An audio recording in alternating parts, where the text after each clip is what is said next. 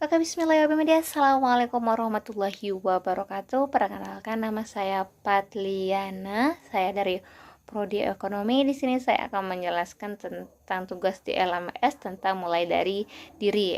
Yang pertama itu tentang pemahaman capaian belajar UBD. Nah, di sini kita ketahui bahwasanya UBD itu merupakan sebuah desain pemahaman secara mendalam dengan alur yang disebut backward design atau desain dengan alur mundur. Hal ini bertujuan untuk mengingatkan tugas yang harus diselesaikan agar guru dapat merencanakan kegiatan dalam pencapaian tujuan pembelajarannya.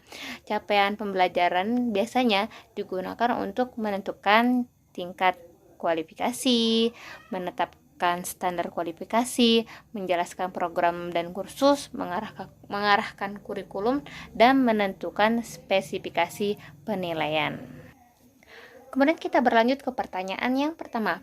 Pernahkah Anda memiliki perbedaan pendapat dengan orang lain, saudara, sahabat, teman, dan lain-lain? Cobalah mengingat-ingat dan teruslah perihal menjadi objek perbedaan.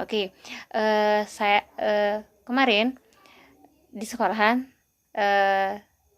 saya menemukan salah seorang siswa membawa handphone, dan kemudian hal tersebut dianggap sudah melanggar peraturan sekolah, dan ada rekan guru saya yang ingin menghukum siswa tersebut, tetapi saya melarangnya karena menurut saya kita harus tahu dulu apa alasan sehingga siswa ini membawa handphone. Kalau memang alasannya logis, cukup diberikan peringatan saja. Oke, pertanyaan selanjutnya yaitu tentang apakah Anda meyakini bahwa pendapat Anda yang paling benar dibandingkan orang lain? Tentu saja tidak.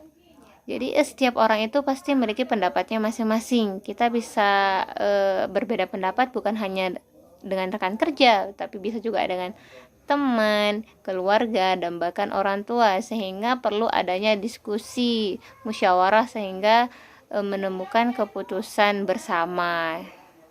Selanjutnya yaitu tentang makna pemahaman dalam kurikulum UBD.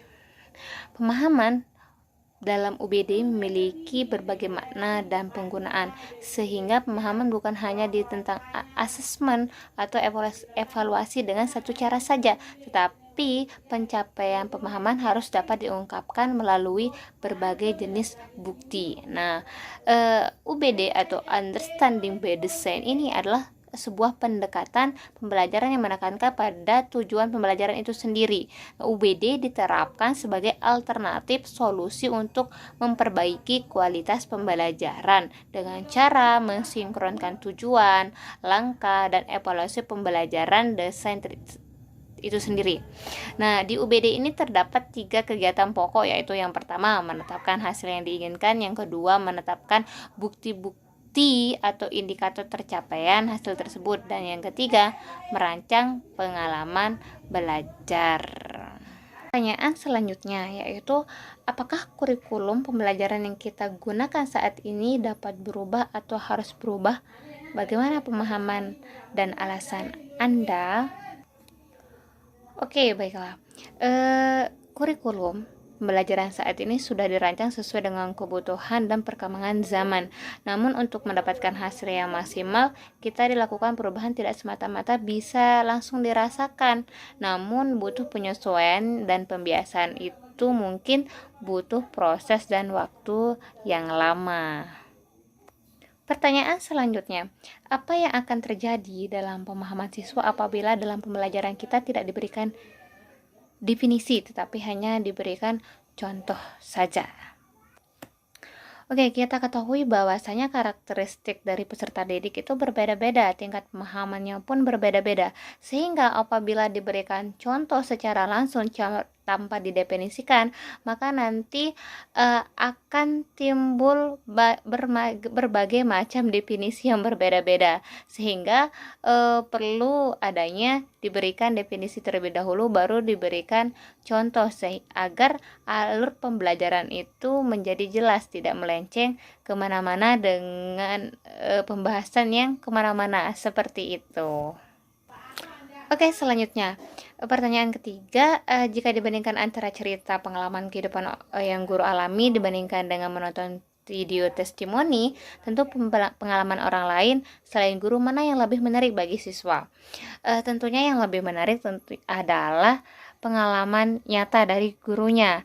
Tapi menonton video juga merupakan hal yang menarik.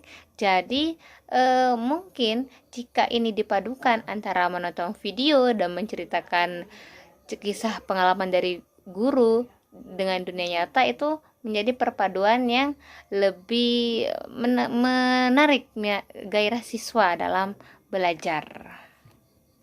Oke, pertanyaan yang keempat ini tentang bagaimanakah prediksi rekan-rekan terhadap pemahaman tentang suatu materi apabila siswa mendapatkan kebebasan mutlak dalam berpikir tanpa bantuan sedikitpun dari guru. Apakah meningkatkan dalam pengetahuan atau justru terjadi kekacauan dalam pemahaman pengetahuan? Jelaskan.